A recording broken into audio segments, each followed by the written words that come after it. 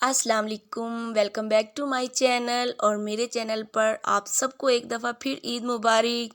और आप सबके लिए मैं दुआ करती हूँ कि आप सबकी ईद बहुत अच्छी गुज़रे और आप सबकी ज़िंदगियों में अल्लाह पाक खुशियाँ भर दे। तो जी आज ईद वाले दिन झटपट खीर की रेसिपी बनाएंगे, जो बनाने में भी बहुत आसान और टेस्ट में और जायके में लाजवाब होगी। तो इसके लिए मैंने 1.5 लीटर दूध लिया है और उसको चूल्हे पर मैंने हल्की आंच पर बॉईल करने के लिए रख दिया है। और इसमें तकरीबन मैंने 7 से 8 चम्मच चीनी जो है वो शामिल कर दी है। आप खीर को जितनी हल्की आंच पे रखेंगे उसका जायका और ज़बरदस्त बनेगा।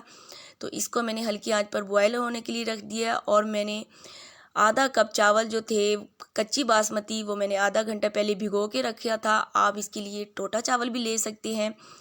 जब उसको मैंने भिगोया तो फिर उसका मैंने पानी अच्छी तरह से 2-3 दफ़ा निथार लिया था। अब उसको मैं ग्राइंड करने के लिए मैं इसमें 3 चम्मच मैं मिल्क पाउडर डालूँगी। मैंने नीडो लिया है, इसमें 3 चम्मच मिल्क पाउडर ऐड कर रही हूँ। और थोड़ा सा बादाम और पिस्ता जो है वो मैं शामिल कर दूँगी।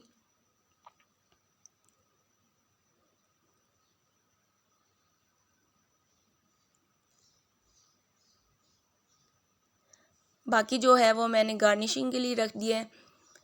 अब इसको मैं जग में डाल के ग्राइंड कर लूँगी।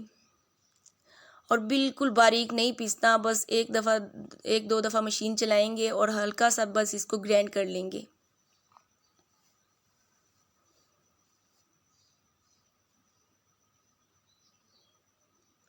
अब देखिए चूल्हे में दूध में अच्छा खासा बॉयल आ गया है और हल्की आंच पे ये पकता रहा और थोड़ा गाढ़ा हो गया और इसका जायका क्रीमी हो जाएगा। अब जो ग्राइंड किया हुआ था चावल वो हम इसमें शामिल कर देंगे। और शामिल करके तकरीबन मैं 20 से 25 मिनट हल्की आंच पर इसको पकाऊंगी। और साथ साथ फिर मैं दरमियान में चम्मच भी हिलाती रहूँगी ताकि इसमें गुठलियाँ ना बने, क्योंकि हमने चावलों को ग्राइंड किया था। और इसमें फिर मैंने 6 से 7 छोटी इलायची जो है वो भी मैंने शामिल कर दी है। उसको थोड़ा सा मैंने क्रश किया था।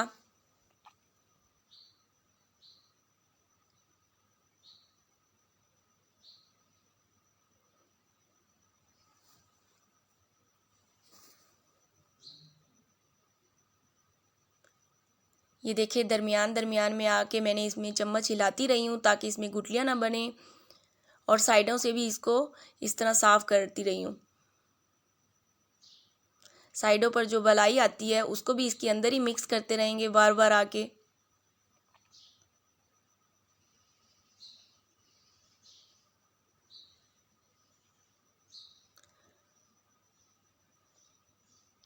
अब देखें ये कितनी ज़बरदस्त थिक हो गई है।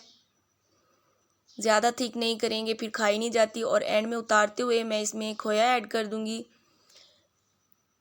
खोए को मैंने हाथ से मसल के इसमें शामिल कर दिया है और बाकी गार्निशिंग के लिए रख दिया।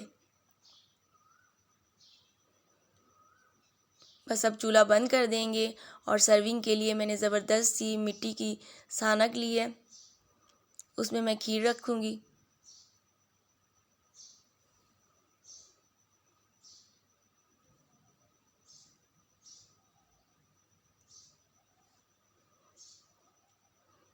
मिट्टी की सानक में जो हम जब खीर डालते हैं तो बड़ी रवायती सी लगती है।